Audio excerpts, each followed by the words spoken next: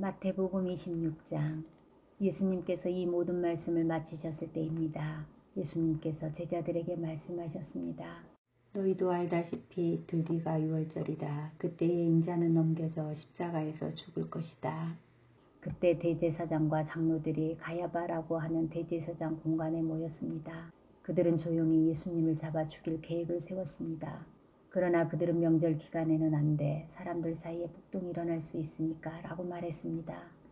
예수님께서 베다니에서 문둥병에 걸렸던 시몬의 집에 계셨을 때입니다. 한 여자가 비싼 향유 한 병을 가지고 와 식사하고 계시는 예수님의 머리에 이 향유를 부었습니다. 이 광경을 본 제자들이 화를 냈습니다. 왜 이 값비싼 향유를 낭비하는 것이오? 그것을 비싼 값에 팔아서 가난한 사람들에게 줄 수도 있었을 텐데. 예수님께서 이것을 아시고 말씀하셨습니다. 왜 이 여자를 괴롭히느냐? 그는 나에게 좋은 일을 하였다. 가난한 사람들은 항상 너희 가운데 있을 것이다. 그러나 나는 너희와 항상 함께 있지 않을 것이다. 이 여자는 내 몸에 향유를 부어 내 장례를 준비한 것이다. 내가 진정으로 너희에게 말한다. 온 세상에 복음이 전해지는 곳마다 이 여자가 한 일도 전해져 그를 기억할 것이다. 그때 12제자 가운데 한 명의 가룟 출신의 유다가 대제사장들에게 갔습니다. 가룟 유다가 말했습니다. 내가 예수를 당신들에게 넘기면 나에게 얼마를 주겠소? 제사장들은 유다에게 은 30개를 주었습니다. 그 후로부터 유다는 예수님을 넘길 기회를 노렸습니다.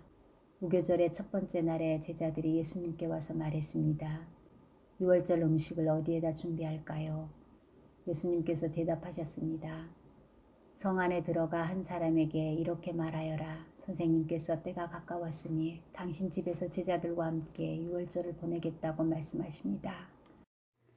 제자들이 예수님께서 말씀하신 대로 행하여 유월절을 준비하였습니다.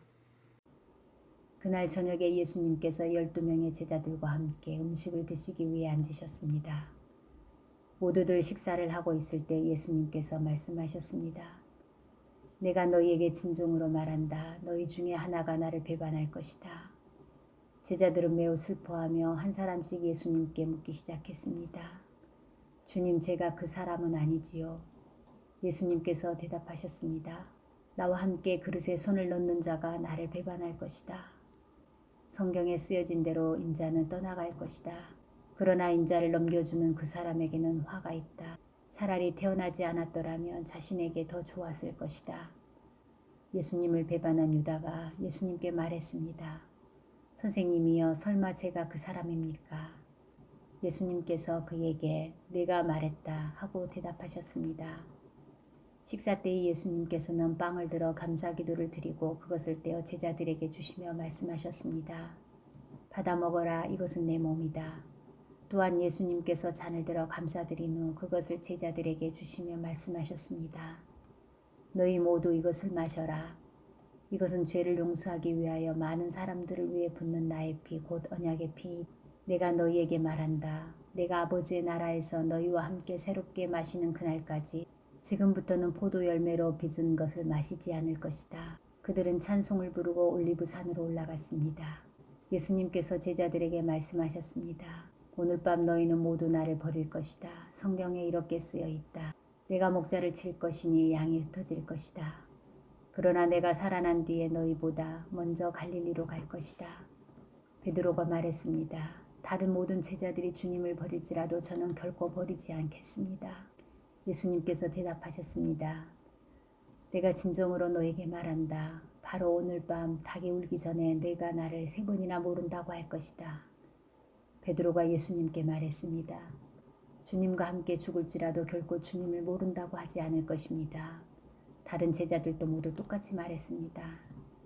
그때 예수님께서 제자들과 함께 겟세마네라고 불리는 곳으로 가셨습니다. 예수님께서 제자들에게 말씀하셨습니다. 내가 거기에 가서 기도하는 동안 여기 앉아 있어라. 그리고는 베드로와 세베대의 2 아들을 데리고 가셨습니다. 예수님께서는 매우 근심하시며 괴로워하기 시작하셨습니다. 예수님께서는 세 제자에게 말씀하셨습니다. 내 마음이 괴로워 죽을 지경이다. 여기서 머무르며 나와 함께 깨어 있어라. 그리고 나서 약간 떨어진 곳으로 가서 얼굴을 땅에 대고 기도하셨습니다. 나의 아버지, 할 수만 있다면 제게서 이 잔을 지나가게 해 주십시오. 그러나 내 뜻대로 하지 마시고 아버지의 뜻대로 하시길 원합니다. 기도하신 후 제자들에게 오셔서 제자들이 자고 있는 것을 보시고 베드로에게 말씀하셨습니다. 너희들은 1시간도 나와 함께 깨어 있을 수 없느냐? 깨어서 너희가 시험에 빠지지 않도록 기도하여라. 영은 원하지만 육체가 약하구나. 예수님께서 다시 가셔서 두 번째 기도를 하셨습니다. 나의 아버지여, 이것이 제게서 지나갈 수 없고 제가 마셔야만 한다면 아버지의 뜻대로 되기를 기도합니다. 그리고 나서 다시 제자들에게 가셔서 제자들이 자고 있는 것을 보셨습니다. 그들은 너무 졸렸던 것입니다. 그래서 예수님께서는 제자들을 놔두고 다시 세 번째로 기도하셨습니다. 예수님께서는 같은 기도를 한 번 더 하셨습니다. 그 다음에 예수님께서 제자들에게 돌아오셔서 말씀하셨습니다. 아직도 자고 있고 쉬고 있느냐? 보아라, 때가 가까이 왔다. 인자가 죄인들의 손에 넘겨진다. 일어나라, 가자. 나를 배반한 사람이 가까이 오고 있다. 예수님께서 말씀하시는 동안 12제자 가운데 하나인 유다가 왔습니다. 대제사장과 백성들의 장로들이 보낸 많은 사람들이 칼과 몽둥이를 들고 유다와 함께 왔습니다. 예수님을 배반한 유다가 이들에게 내가 입맞추는 사람이 바로 그 사람입니다. 그를 잡으시오라며 신호를 정해 주었습니다. 곧바로 유다는 예수님께 가서 말했습니다. 선생님 안녕하십니까? 그러면서 입을 맞추었습니다. 예수님께서 친구여 무엇하러 여기에 왔느냐 하고 묻자 사람들이 와서 예수님을 붙잡았습니다. 그러자 예수님과 함께 있던 제자 중 한 사람이 칼을 뽑았습니다. 그리고 대제사장의 종에게 칼을 휘둘러 그 종의 귀를 잘랐습니다. 예수님께서 그에게 말씀하셨습니다. 칼을 도로 제자리에 꽂아라. 칼을 쓰는 사람은 칼로 죽을 것이다. 너는 내가 내 아버지께 말씀드리면 즉시 12군단도 넘는 천사들을 보내주실 것을 생각하지 못하느냐. 그러나 만일 그렇게 하면 이 일이 반드시 일어난다고 한 성경 말씀이 어떻게 이루어지겠느냐. 그리고 나서 예수님께서 사람들에게 말씀하셨습니다. 너희는 마치 강도를 잡을 것처럼 칼과 몽둥이를 가지고 왔구나. 내가 성전에 앉아 매일 가르쳤지만 너희는 나를 잡지 않았다. 이 모든 것은 예언자의 글을 이루기 위해 일어난 것이다. 그때 모든 제자들이 예수님을 버리고 도망갔습니다. 예수님을 잡은 사람들이 예수님을 대제사장 가야바에게로 끌고 갔습니다. 거기에는 율법학자들과 장로들이 모여 있었습니다. 베드로가 예수님과 멀찍이 떨어져 따라가 대제사장의 공간 마당에 들어갔습니다. 그리고 결과를 보려고 경비원들 틈에 끼어 함께 앉았습니다. 대제사장들과 전체 의원들이 예수님을 죽이기 위해 예수님을 고소할 거짓 증거를 찾으려고 하였습니다. 많은 거짓 증인들이 나왔으나 아무 증거도 얻지 못하던 중 마침내 두 사람이 나왔습니다. 이들은 이 사람이 나는 하나님의 성전을 헐고 그것을 3일 만에 다시 세울 수 있다라고 말했습니다. 라고 증언했습니다. 대제사장이 일어서서 예수님께 물었습니다. 당신은 아무 대답도 하지 않겠소? 이 사람들이 당신에게 불리한 증언을 하는 것에 대한 당신의 답변은 무엇이요? 그러나 예수님께서는 아무것도 말씀하시지 않았습니다. 다시 대제사장이 예수님께 물었습니다. 내가 살아계신 하나님께 맹세하고 당신에게 명령하니 우리에게 말하시오. 당신이 하나님의 아들 그리스도요. 예수님께서 대답하셨습니다. 내가 말했다. 그러나 내가 너희에게 말한다. 이제 이후로 인자가 전능하신 자의 오른쪽에 앉아 있는 것과 하늘 구름을 타고 오는 것을 볼 것이다. 그러자 대제사장이 자기 옷을 찢으며 말했습니다. 이 사람이 하나님을 모독했다. 더 이상 증인이 필요 없다. 여러분 모두가 이 사람이 하나님을 모독한 것을 들었다. 어떻게 생각하는가? 사람들이 대답했습니다. 죽어 마땅합니다. 그리고 사람들은 예수님의 얼굴에 침을 뱉고 주먹으로 치고 손바닥으로 때리며 그리스도야 누가 너를 때렸는지 맞춰보아라 하고 말했습니다. 베드로가 대제사장 공간마당의 바깥쪽에 앉아 있었습니다.